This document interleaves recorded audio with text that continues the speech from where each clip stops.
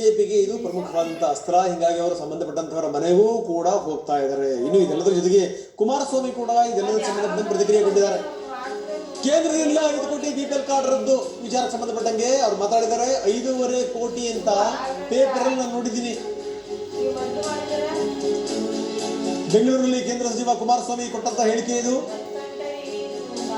BPL ಕಾರ್ಡ್ನ ಸಂಖ್ಯೆಗಳ ಬಗ್ಗೆ ಜೊತೆಗೆ ಗೈಡ್ಲೈನ್ಸ್ ಬಗ್ಗೆ ಕುಮಾರಸ್ವಾಮಿ ಮಾತಾಡಿದ್ದಾರೆ. ಕೇಂದ್ರ ಹೇಳಿರೋದು ಆಧಾರ್ ಲಿಂಕ್ ಮಾಡಲಾಗಿದೆ,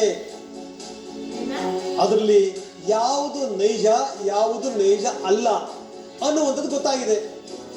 ಇದರ ಆಧಾರದ ಮೇಲೆ ಕೆಲವೊಂದು ತೀರ್ಮಾನಗಳಾಗಿವೆ ಅಂತಾರೆ ಕುಮಾರಸ್ವಾಮಿ.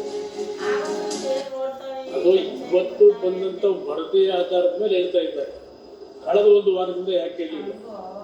ಕರ್ನಾಟಕದಲ್ಲಿ ಈ ವಿಷಯದಲ್ಲಿ ಸರ್ಕಾರ ತೆಗೆದುಕೊಂಡಂತ ನಿಲುವುಗಳೇನಿದೆ ಅದರ ಮೇಲೆ ಜನತೆಯ ಒಂದು ಪ್ರತಿಕ್ರಿಯೆಗಳಿಂದ ಕಳೆದ 2-3 ದಿವಸಗಳು ಅದು ಉತ್ತರ ಕೊಡಲಿಕ್ಕೆ ಆಗಿರತಕ್ಕಂಥ ಪ್ರಶ್ನೆ ಬರ್ತದೆ.